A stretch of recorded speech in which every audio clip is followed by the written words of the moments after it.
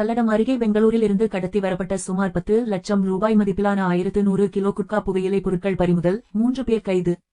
திருப்பூர் மாவட்டம் பல்லடத்தை அடுத்த மங்கலம் பகுதியில் குற்றப்பிரிவு காவல் ஆய்வாளர் கவிதா லட்சுமி தலைமையிலான போலீசார் நேற்று இரவு வாகன சோதனையில் ஈடுபட்டிருந்தனர்.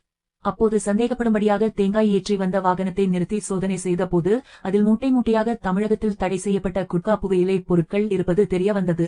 இதனையடுத்து வாகனத்தில் இருந்தவர்களை பிடித்து விசாரணை நடத்திய போது அவர்கள் முன்னுக்கு பின் முரணான தகவல்களை தெரிவித்தனர். அதனைத் தொடர்ந்து அவர்களை மங்கலம் காவல் நிலையத்திற்கு அழைத்து வந்து விசாரித்த போது அவர்கள் பெங்களூரில் இருந்து குட்கா பொருட்களை மங்கலம் அருகே உள்ள குடோனுக்கு கடத்தி வந்தது தெரியவந்தது. இதனையடுத்து 3 பேரையும் கைது செய்த போலீசார் வாகனத்தில் இருந்த சுமார் 7 லட்சம் ரூபாய் மதிப்பிலான 1100 கிலோ குட்கா புகையிலை பொருட்களை பறிமுதல் செய்தனர். மேலும் இது தொடர்பாக மங்கலத்தைச் சேர்ந்த பக்ருதீன் 47, அப்துல் ரஹீம் 43, பொல்லிகாளிபாளையத்தைச் சேர்ந்த முத்துகிருஷ்ணன் 40 ஆகிய 3 பேரையும் கைது செய்தனர். மேலும் கடத்தலுக்கு பயன்படுத்தப்பட்ட வாகனத்தையும் போலீசார் பறிமுதல் செய்தனர். கடந்த வாரம் தமிழக அரசால் தடை செய்யப்பட்ட 550 கிலோ குட்கா பொருட்களை இதே பகுதியில் பறிமுதல் செய்த நிலையில் வாகன சோதனையில் மீண்டும் 1100 கிலோ குட்கா பொருட்களை போலீசார் பறிமுதல் செய்த சம்பவம் அப்பகுதியில் பரபரப்பை ஏற்படுத்தி உள்ளது.